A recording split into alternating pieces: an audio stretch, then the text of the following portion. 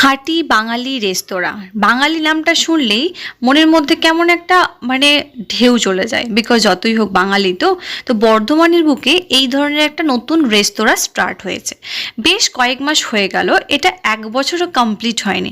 But আমরা এখানে এখনো পর্যন্ত গিয়ে উঠতে পারিনি, তবে অ্যাট লাস্ট আজকে হয়েছে। ভিতরের ডেকোরেশনটা জাস্ট ওয়াও, পুরো রাজবাড়ির পরিবেশ। আর এই রেস্তোরাঁটার নাম হলো স্বাদে আহ্লাদে বাঙালিয়ানা।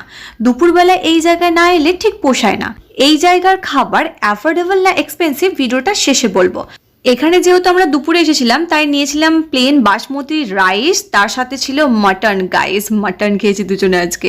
দেন ছিল গ্রিন স্যালাড, 4টে লুচি। অলরেডি একটা লুচি আমার পাতে পড়ে গেছে। আর অয়ন আমাকে সার্ভ করছে ধোকার ডালনা, যেটা আমি প্রথমবার খেলাম।